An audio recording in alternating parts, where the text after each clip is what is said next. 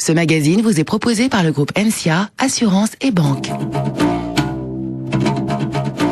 Le débat africain, Alain Foucault. Elle est avec le Fonds monétaire international l'une des institutions les plus brocardées et les plus dénoncées aux yeux du Sahara. On l'a dit, inhumaine, insensible et surtout enclin à dire le catéchisme économique. On l'accuse également d'être au moins en partie responsable des crises sociales qui secouent encore de nombreux États du sud du Sahara en raison des plans d'ajustement structurel qui ont entraîné à la fois des baisses de salaires drastiques dans certains pays et des compressions importantes du personnel public. Pourtant, c'est presque toujours vers elle que se tournent de nombreuses nations pour financer leurs projets de développement. Pendant quelques jours d'ailleurs, certains professionnels de la finance subsaharienne se sont mis à rêver d'un président venu d'Afrique à la tête de cette institution de Bretton Woods.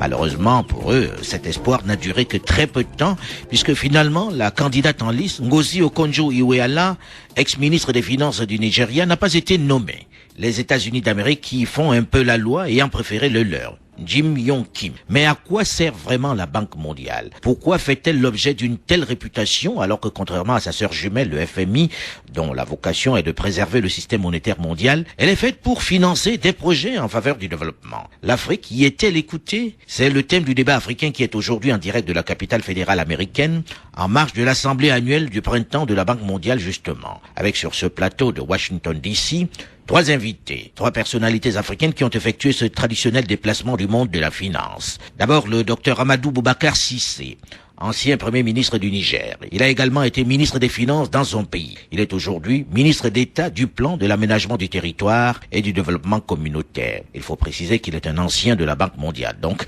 il est un peu chez lui aujourd'hui ici à Washington. Second invité de ce plateau, monsieur Madani Tall, qui est le directeur des opérations de la Banque mondiale pour la Côte d'Ivoire, le Bénin, le Burkina Faso et le Togo. Et puis en face de lui, monsieur Célestin Bedigui, le président, le CEO, comme on dit ici, de Global Rating Services, une agence de notation à Wall Street. Il refuse d'être considéré comme un altermondialiste, mais il est très critique vis-à-vis de cette institution. Voilà pour les invités. Merci monsieur d'avoir accepté de venir discuter sur ce plateau. Pourquoi, d'après vous, Madame Ngozi Okonjo n'a pas été désignée pour succéder à Robert Zodik? Est-ce parce que l'Afrique ne pèse pas dans cette institution qu'on ne veut pas lui donner la présidence? Monsieur Madani Tall, vous qui travaillez pour la Banque mondiale, justement. Je dois dire que Ngozi Okonjo-Iweala était effectivement une candidate de très haut niveau. Elle a beaucoup d'expérience à la Banque mondiale. Elle a une expérience gouvernementale reconnue à travers le monde. Elle a été ministre des Finances et de l'économie du Nigeria, un grand pays d'Afrique. Et c'est une dame qui est très respectée au sein de l'institution. Ceci dit, il y a eu un processus qui a été mis en place. La banque appartient à des pays. C'est une grande coopérative avec des administrateurs. Pour la première fois, il y a eu des interviews de candidats qui avaient été proposés et au finish, le candidat américain a été sélectionné. Donc nous, staff, nous sommes obligés bien sûr de respecter cette décision. C'est vrai que c'est pas à vous que je devais poser la question, puisque le staff ne va pas contredire ce qui a été décidé par la maison, mais si on regarde bien, monsieur Célestin Bedigui, vous qui regardez ça de l'extérieur et qui êtes très critique, n'est-ce pas la preuve que finalement l'Afrique ne compte que pour du beurre dans cette maison? Ne compte que pour du beurre, certainement pas, mais elle n'a pas la représentation qu'elle mériterait. Et il faut partir... C'est l'argent des autres quand même, hein, c'est pas l'argent Ça ne devrait pas être une question d'argent. Il faut voir sous quels auspices la Banque mondiale a été créée. La Banque mondiale a été créée, et je pourrais dire, comme un prolongement de l'Organisation des Nations Unies. Et le principe qui dirige la prise de parole ou la représentation au niveau de l'ONU, c'est celui de un État, une voix. Mais pour le Conseil de sécurité, hein, pour l'instant. Même au Conseil de sécurité, c'est un pays, une voix. Parce que lorsqu'on veut un certain nombre de voix, il faut que les voix soient là et que chaque pays, la voix de chaque pays compte. Oui, mais l'égalité n'existe pas au sein du Conseil de sécurité, mais c'est un autre débat. Oui, ça c'est un autre débat. Mais le principe, c'est un État, une voix. Et étant un prolongement de l'Organisation des Nations Unies, la Banque mondiale devrait être régie par le même principe. Le biais ou la distorsion qui a été introduite depuis d'établir une espèce de pondération en fonction de l'apport en capital ne respecte pas la clause fondamentale qui a généré la création de cet organisme-là. Et je pense que au cours de notre entretien, c'est des points sur lesquels on devra revenir et qui devra certainement... Mais comment expliquer que Obama, qui est, on va dire, qui a une ascendance africaine, n'ait pas pensé, par exemple, à Marcus Okoula, d'après vous?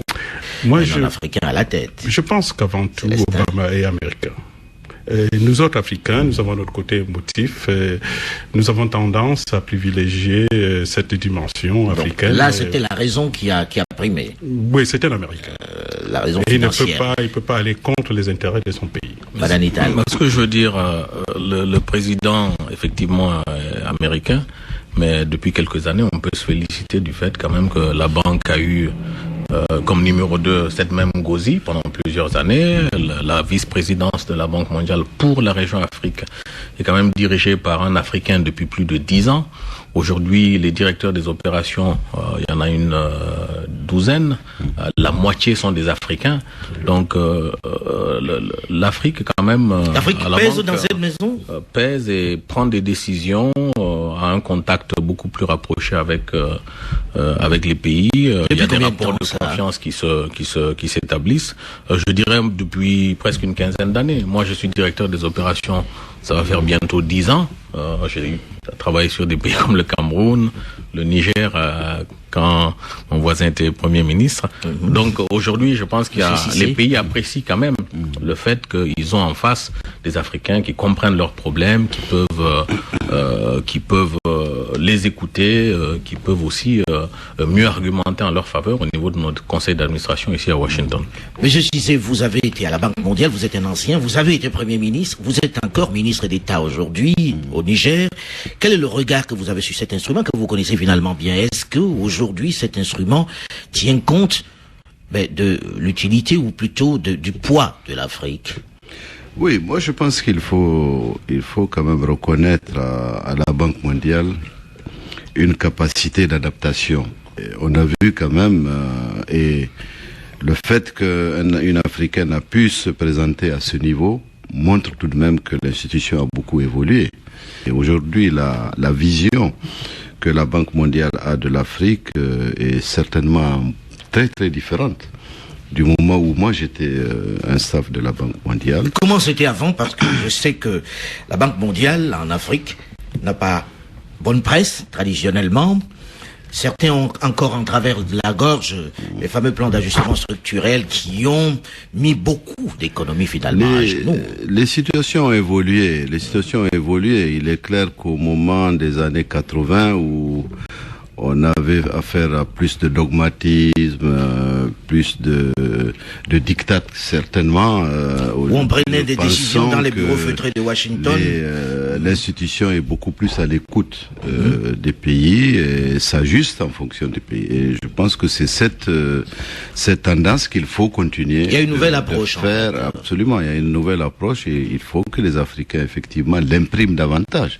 Parce que le dialogue se nourrit des deux côtés également. Je pense que plus les Africains ont une capacité aussi de réflexion, d'une capacité de proposition, et plus, bien entendu, l'institution est elle aussi en mesure de les écouter et de prendre en compte les données nouvelles. J'ai l'impression que vous ne partagez pas tout à fait ce point de vue, Monsieur Bezigui, vous qui êtes plutôt très critique vis-à-vis de cette maison. On dit qu'elle a évolué, donc que sur ce qui s'est passé au début de la décennie 80, les choses ont considérablement changé. Je pense aux plans d'ajustement structurel qui ont été fortement critiqués. Écoutez, je concède au Premier ministre Cissé que aujourd'hui, la représentation des Africains au sein du staff de la Banque mondiale s'est considérablement améliorée. Mais vous savez bien que ce qui gouverne ces organisations, c'est ce que j'ai appelé tout à l'heure le paradigme central. Et lorsque vous divergez de ce paradigme central, CFA, il vous est réservé le sort qui a été réservé à Stiglitz il y a quelques années. Vous vous souvenez? Qu'est-ce qui est arrivé à Stiglitz? Stiglitz était l'économiste principal, l'économiste en chef de la Banque mondiale, et qui a voulu donner un coup de barre à gauche à la Banque mondiale en disant attention, les politiques d'ajustement structurel que nous appliquons ne semblent pas résoudre le problème que nous croyons pouvoir résoudre. Et la divergence a atteint un point tel qu'il a été obligé de rendre son tablier, de partir de la Banque mondiale et de rejoindre le mouvement des altermondialistes. Il faut préciser que les plans d'ajustement structurel étaient la politique mise en place pour rendre un peu plus rentable, ou en tout cas équilibrer les économies africaines qui étaient dans une passe particulièrement difficile. J'ai bien résumé en gros, non? Maintenant, Madani Tall, est-ce que vous êtes si libre? Parce que ce qu'il dit en réalité, c'est que vous ne faites qu'appliquer, vous qui êtes sur le terrain, des politiques décidées par le siège à Washington, que vous n'êtes que des instruments à leur main, finalement. Je pense que le Premier ministre a dit deux choses extrêmement importantes. La Banque mondiale aujourd'hui n'est pas la Banque mondiale d'il y a 10, 15, 20 ans.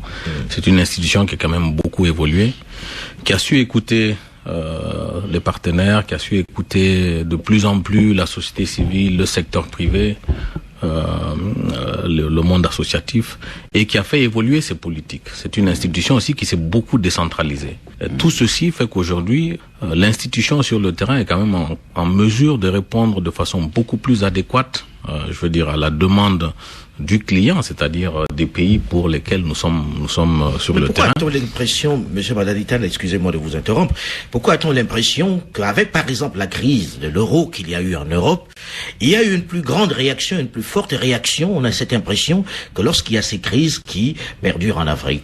Alors, est-ce qu'il n'y a pas... Je vais dire deux choses d'abord. On revient toujours aux ajustements. Je pense que les ajustements, c'est un peu le passé, mais bon, c'est de bonne guerre, on revient. Mais qui ont encore là-dessus. des conséquences aujourd'hui? Je ne crois pas. Je pense que tous les pays qui ont connu les périodes d'ajustement structurel ont fait des réformes qui ont permis d'avoir, disons, des fonctions publiques beaucoup plus agiles, beaucoup plus efficaces. Un climat social qui a été beaucoup plus difficile. Et de pouvoir aussi financer véritablement la demande sociale. Pourquoi on a fait des ajustements? Il faut qu'on le dise de façon très claire. À l'époque, on pouvait rentrer dans un ministère, il y avait 17 secrétaires dans un bureau, il y en avait 2 sur des machines à taper, les autres ne faisaient rien, étaient payés. L'ajustement structurel, c'est ça, on ne peut pas continuer à dépenser éternellement ce que l'on n'a pas. Donc, c'est vrai que ça a été fait dans certains pays de façon différente. On parlait de la dévaluation. On parlait de la dévaluation tout à l'heure.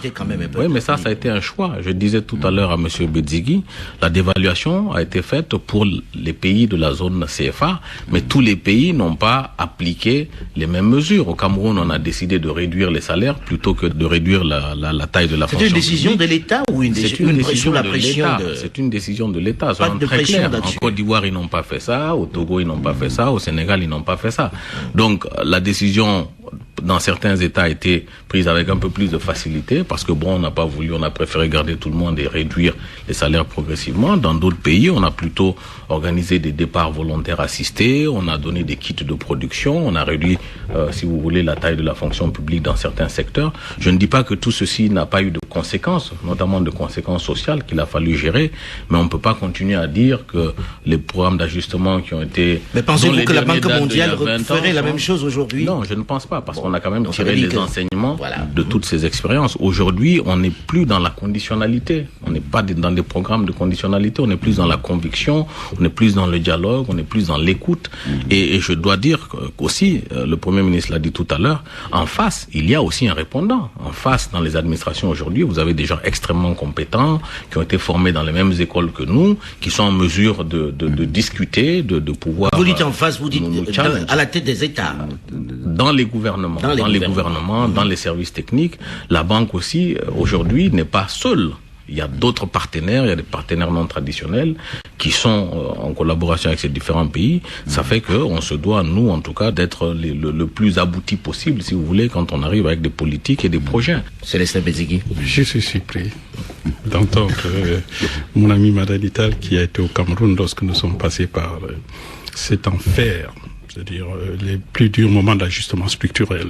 Lorsqu'il dit que c'était un choix qui était laissé au gouvernement, le choix qui était laissé au gouvernement, c'était soit mettre dans la rue la moitié des fonctionnaires, ou les 2 tiers des fonctionnaires, soit diminuer les salaires des 2 tiers.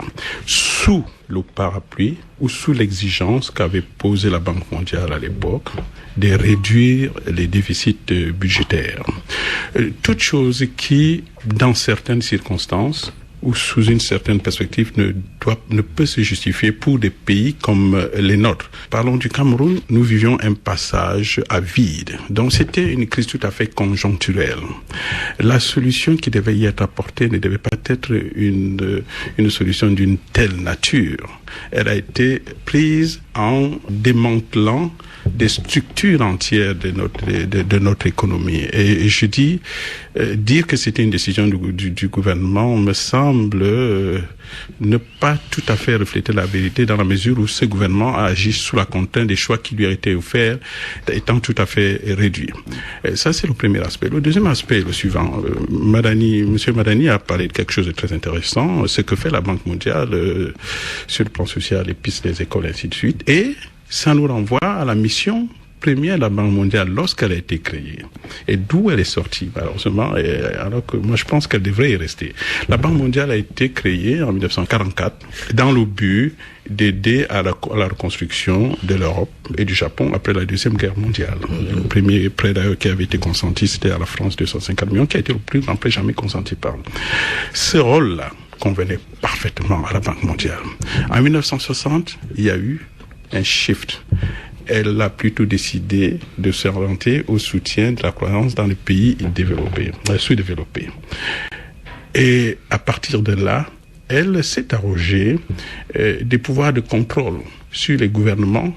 Donc, en fait, un pouvoir sans en avoir la légitimité, premièrement. Deuxièmement, sans, à l'époque, avoir des cadres qui étaient aussi au fait des réalités et des spécificités de chacun de ces pays, et qui ont donc appliqué une espèce de principe one fit all. C'est-à-dire, et c'est parti de Berg, le fameux rapport Berg en 1980, qui a dit en Afrique, vraiment tous les États ils sont déficitaires. Ils sont déficitaires. Il faut qu'on coupe les dépenses et puis qu'on privatise, ainsi de suite, sans voir si le contexte historique et économique était approprié pour prendre ces mesures-là. Nous sommes passés au travers de cela pendant 10 ans ou 15 ans. Et le coût qu'ont subi certains pays, le retard ou bien le pas en arrière qu'ont fait certains pays représente un coût considérable. Et il faudrait qu'un jour, peut-être, on parle et qu'on demande à la Banque mondiale comment elle pense compenser ce pas en arrière-là. Monsieur le Premier ministre. Bien. Je pense effectivement qu'il ne faut pas trop ressasser le passé. Je crois qu'il y a... Déjà, est-ce que vous êtes dans une position où vous pouvez être critique, monsieur le Premier ministre? Vous êtes des demandeurs aujourd'hui. Oui, donc forcément, vous allez dans le sens de la Banque mondiale. Non, pas nécessairement. On le caresse dans le sens du poil. Non, pas nécessairement. Nous ne faisons pas... Nous voulons vraiment instaurer un dialogue franc et un dialogue de transparence avec la banque, et un dialogue d'égalité aussi. Nous ne sommes pas là essentiellement pour accepter seulement ce que la banque nous dit. Et nous leur demandons d'évoluer. Et je veux dire simplement que les aspects de stabilité macroéconomique qui étaient absolument nécessaires et qui, dans les années 80, ont amené effectivement des réformes qui ont été douloureuses, aujourd'hui, nous pensons que nous avons quand même établi une base qui permette véritablement de voir le développement autrement.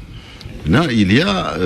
ça a apporté des fruits. Ça a apporté des fruits, indiscutablement, parce qu'aujourd'hui, tout le monde est convaincu que la bonne gouvernance, ce n'est pas une question de conditionnalité de la banque, c'est une nécessité pour pouvoir avancer sur le développement économique, sur la répartition des richesses nationales, sur un équilibre dans le développement économique et social.